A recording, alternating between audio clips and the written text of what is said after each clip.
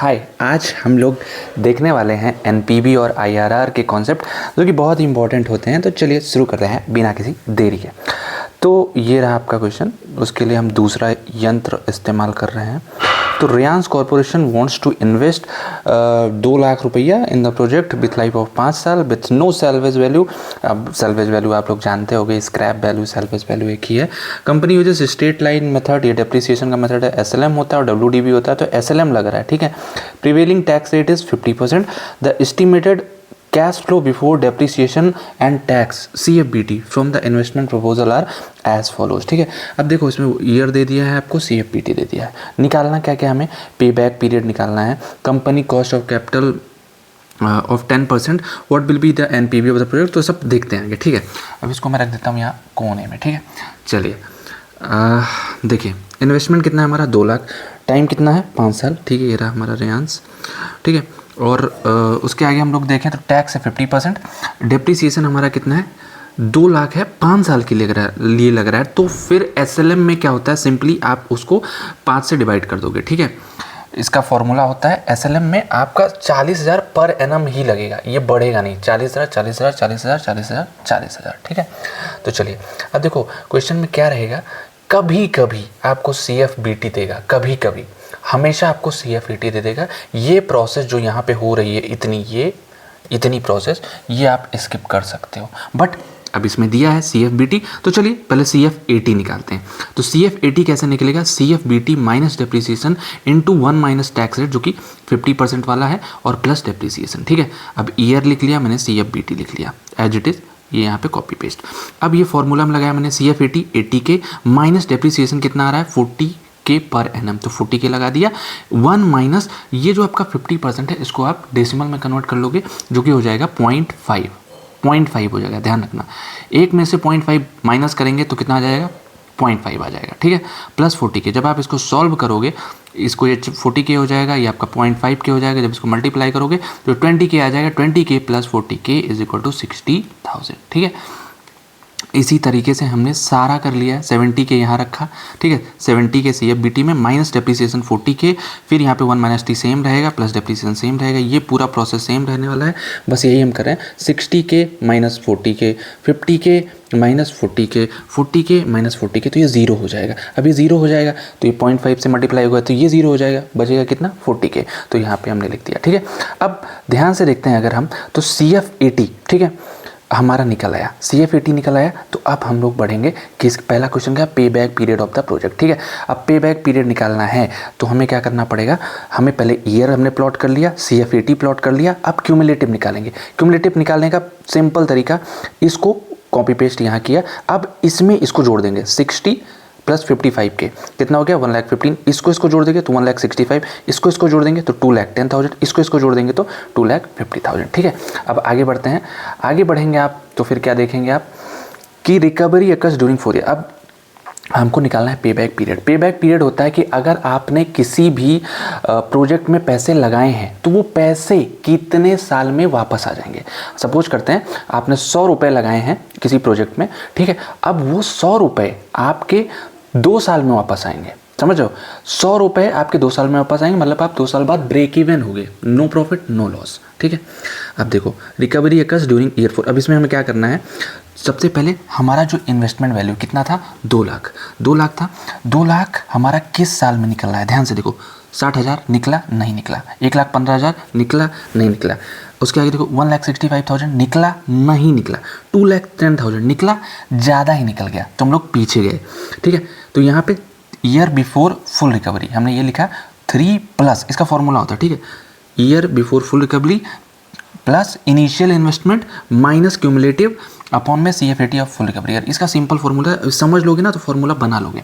अब देखो क्या हुआ, ईयर बिफोर फुल रिकवरी हमारा 3 साल, अभी यहाँ पे नहीं हुआ रिकवरी, ठीक। प्लस इनिशियल कितना था हमारा, 2 लाख था, ठीक है। 2 लाख लिखा हमने, माइनस 1,65,000। 1,65,000 क्या हुआ, क्यूमुलेटिव लेना है प्रीवियस ईयर का, ठीक है। प्रीवियस ईयर का याद रखना। यहाँ पे मतलब सिंपल ये समझो कि इस साल में कितना बाकी है, 2 लाख में से माइनस करोगे तभी तो आएगा ना। 2 लाख में से 1,65,000 माइनस करोगे तो 35,000 आ जाएगा, ठीक है। अब अपॉन में 45,000 ये नेक्स्ट ईयर का लेंगे, हमेशा याद रखना ये नेक्स्ट ईयर का लेंगे हम लोग, यहाँ पे लिख देंगे, ठीक है। अब ये निकालोगे तो आपका 0.78 आएगा और 3 + 0.78 = 3.78 ईयर्स, समझे। अब अगर ये नहीं समझ में आया तो हम आगे भी और करने वाले हैं, जिसके बाद आपका क्रिस्टल क्लियर हो जाएगा, समझे। चलो अब आगे बढ़ते हैं। आगे बढ़ने पे हमको देखने को मिलता है कि रेयांश भैया ने अगला क्वेश्चन बोला है कि if company cost of capital is 10%, what will be NPB. NPB पूछ रहे हैं और डिस्काउंट रेट बोल लो, चाहे कॉस्ट ऑफ कैपिटल बोल लो, 10% है। तो देखो एनपीबी एट द रेट 10%। अब हम ये कैसे निकालेंगे, इसको निकालने का सिंपल तरीका, आपने जो ईयर, ठीक है, जो यहाँ से छापा, ईयर उठाया, CF80 उठाया, चिपका दिया, सेम, ठीक है। उसके बाद हमारा डिस्काउंट फैक्टर क्या होता है, जो हमको 10% दिया है ना यहाँ पे, उसको लिखेंगे हम लोग। क्या होता है, फॉर्मूला होता है 1/1 + r⁴n, ठीक है। 1/1 + r⁴n का मतलब हुआ ये जो हमारा 0.1 हो जाएगा ना, देखो 10 को अगर आप 10/100 करोगे तो ये हो जाएगा 0.10, तो 1 + 0.10 तो हो गया 1.1। इसको जब आप डिवाइड करोगे तो आंसर आ जाएगा आपका 0.909। अगले वाले में क्या करेंगे, पावर यहाँ पे भाई 1 थी, है ना, यहाँ पे पावर 1 थी, अब यहाँ पे पावर क्या हो जाएगी, 2 हो जाएगी, तो 1.1, ये देखो ये मैंने इसका लिख दिया है। अब देखो 1 + 0.10 की पावर 2, तो ये हो जाएगा आपका 1/1.10 की पावर 2। इसी तरह यहाँ आ जाएगा 1/1.10 की पावर 3, ठीक है। अब इसको कैलकुलेटर में करना इज़ अ डिफिकल्ट टास्क, ठीक है, थोड़ा सा मतलब ट्रिकी होता है। इंटू इज इक्वल टू जितनी बार आएगा आपको करना पड़ेगा, and you are going to get this discount factor, ठीक है। अब एक बार डिस्काउंट फैक्टर आ जाएगा, जब आप ये डिवाइड करके लिख दोगे, ठीक है, जितने ईयर उतने यहाँ पे आ जाएंगे। जब आप लिख दोगे तो ये पूरा आ जाएगा, कुछ नहीं करना है, इसको मल्टीप्लाई कर देना है। 60,000.909 मल्टीप्लाइड, इसको मल्टीप्लाई किया, इसको मल्टीप्लाई किया, इसको मल्टीप्लाई किया, इसको मल्टीप्लाई किया। अब जो हमारा आंसर आ गया, इसको हमने क्या किया, ऐसे पूरी लाइन मार देने का यहाँ से, देखो ये, ठीक है, ये हमारा टोटल पीवी, इसको जोड़ देंगे, ठीक है। टोटल पीवी आ गया 1,93,095। अब क्या करना है, एनपीवी निकालने के लिए जो टोटल पीवी आया उठा करके यहाँ रखो, माइनस जो इन्वेस्टमेंट कितना था हमारा, 2 लाख रुपए, तो 2 लाख हम माइनस कर देंगे, 20 लाख जो भी है, कहते हैं जो भी है तो अब ये माइनस करोगे तो आएगा -6905। माइनस करने पे आ रहा है एनपीवी = इतना। तो आप ये सोचो कि आप 2 लाख रुपए लगा रहे हो और आपको 3.78 ईयर्स के बाद क्या मिल रहा है, ठेंगा इसलिए क्योंकि आप 6,905 रुपये लॉस में हो, ठीक है। चलिए बत्ती गुल हो गई थी, चलिए आगे बढ़ते हैं। अब देखो पीआई निकालने के लिए क्या होगा, प्रॉफिटेबिलिटी इंडेक्स क्या होता है, ये बताता है कि आपका प्रोजेक्ट प्रॉफिटेबल है या नहीं। इसके लिए सिंपल फॉर्मूला होता है टोटल पीबी अपॉन में इन्वेस्टमेंट। टोटल पीबी कितना था हमारा, 1,93,095, जो यहाँ आया उठा करके यहाँ चिपकाया, अपॉन में इन्वेस्टमेंट 2 लाख रुपए। 2 लाख से जब डिवाइड कर देंगे तो 0.97 आ जाएगा। क्या ये एक है या एक से बड़ा है, नहीं। अगर प्रॉफिटेबिलिटी इंडेक्स सिंपल कहता है, अगर आपकी वैल्यू 1 आ रही है तो आप 0 हो, मतलब ब्रेक इवन पे हो। अगर 1 से ऊपर जा रही है तो आप प्रॉफिटेबल हो। प्रॉफिटेबल रहोगे तो प्रोजेक्ट एक्सेप्ट करोगे, लॉस में जाओगे तो थोड़ी ना प्रोजेक्ट एक्सेप्ट करोगे, ठीक है। चलिए आगे बढ़ते हैं और नेक्स्ट क्वेश्चन की तरफ बढ़ते हैं। ओके, सो नेक्स्ट क्वेश्चन की तरफ बढ़ते हैं। हमारा नेक्स्ट क्वेश्चन है DHL लिमिटेड, ठीक, डिलीवरी लिमिटेड मान लेते हैं। उन्होंने क्या कहा है कि considering 2 different investment proposals which require an equal initial investment 10 lakh and are expected to generate net annual cash flow ऐसा, ठीक है। अब देखो 10 लाख रुपए लग रहा है, हमारा इन्वेस्टमेंट कितना हो गया, 10 लाख रुपए, ठीक है। उसके बाद डिस्काउंट रेट कितना दिया है इन्होंने, डिस्काउंट रेट आप नीचे आओगे तो यहाँ पे मिलेगा 16% है, ठीक है। 16% to be used indicate which investment proposals would be profitable using the following method, ठीक है। अब 16% हमको डिस्काउंट रेट दे दिया है। अब हमको 2 प्रोजेक्ट है, हमारे पास 2 प्रोजेक्ट हैं, ठीक है। इसको साइड में रखते हैं, क्वेश्चन आप देखते रहना। अब देखो पहले एनपीवी निकालते हैं। एनपीवी में देखो यहाँ पे आपको CF80 दिया है, ठीक है, कैश फ्लो दे दिया है आफ्टर टैक्स, तो इसमें कोई दिमाग नहीं लगाना है। ईयर लिखा, CF लिखा पहले प्रोजेक्ट एक्स का। उसके बाद डिस्काउंट रेट समझ गए क्या है, ये होता है 1/1 + r⁴n, ठीक है। ये जैसे अब यहाँ जाओगे तो यहाँ पे आ जाएगा 1/1 + 0.16, ठीक है, की पावर 1, ठीक ठीक है, फिर 1/1.16 की पावर 2, फिर 1/1.16 की पावर 3, ठीक है। इस तरीके से हम लोग करेंगे और हमारा आंसर आ जाएगा, ठीक है। अब वो 1 की पावर यहाँ आ गई, 2 की पावर यहाँ आ गई, 3 की पावर यहाँ आ गई, 4 की यहाँ आ जाएगी, 5 की यहाँ आ जाएगी, यही करना है हमें, ठीक है।